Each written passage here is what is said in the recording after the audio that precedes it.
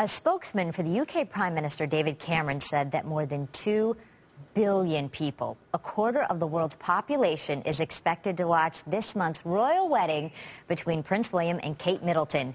2 billion people. No pressure, right? So how do you plan an event like that? How do you choose the dress, the flowers, the cake, and every little detail that goes into putting on a show for the entire planet to watch? To help us with all that, we invited wedding planner to the stars and cast member of the CW show Shedding for the Wedding, Brian Worley. Brian. Hi, how are you? Good morning. I'm good. How are you? I'm great, thank you. Can you believe what a moment in time this is going to be? This is the wedding of the century. How in the world must Kate Middleton feel at this moment? I imagine. I don't think I've ever had that many eyes on me, so it must be very stressful for someone who just is getting into the public eye. Because even for a normal bride with only 100 guests, that's nerve-wracking. But for her, my goodness. And the bride is the centerpiece of the wedding, so she absolutely is. This is actually, for you want to. It's your this is a replica. It's actually a napkin ring that Wildflower Linen is doing. If you really want your wedding to be, I love that. As royal wedding as possible. So, I just brought that along. So, Brian, you've brought a few things. Of course, this being looking like the ring that she got from Prince William. But you also have some wedding gowns. Now, it's been kept very quiet as to what Kate has chosen for her wedding dress. I think with good reason. We'll all be surprised.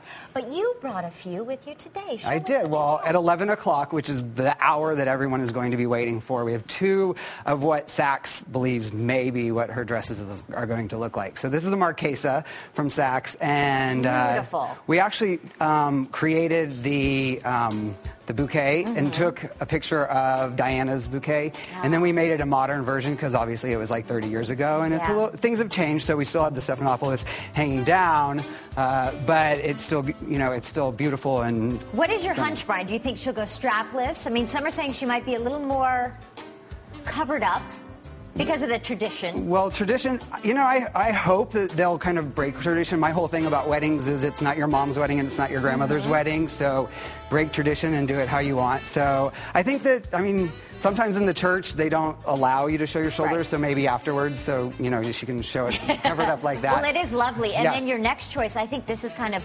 Hollywood glam, old Hollywood. And another English designer is also Jenny Peckham. So this is also, and this with the, the little bird cage on the side gives us the whole look of, it's very English. It is very English. It's very elegant. I'm sure she'll have some sparkles. She must. Everyone. She's got to shine. Well, yeah, every princess shall shine. Okay, also, thank you so much, ladies. So statuesque as well. Now, we want to talk about the table. Of course, a few hundred guests are going to make their way over to Buckingham Palace, I believe, where the event will take place. Well, first, they're saying there's going to be a reception for 650 that the Queen is throwing, and then his dad is going, Prince William's father is going to throw a reception for about 300. So this is my take on it, and I think that it's important to keep in with what the actual venue is and not go against it. And so Buckingham Palace is very elegant, it's very regal.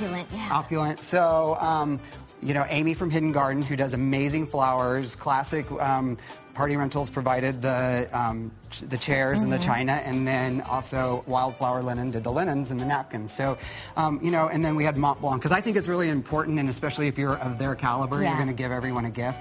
So we put a little bling for each guest to take home with them. So there's the cufflinks for the men and a bracelet for the women. Brian, I think they should have hired you as the wedding planner, because that table is to die for. Okay, now we have to talk about the cake as well.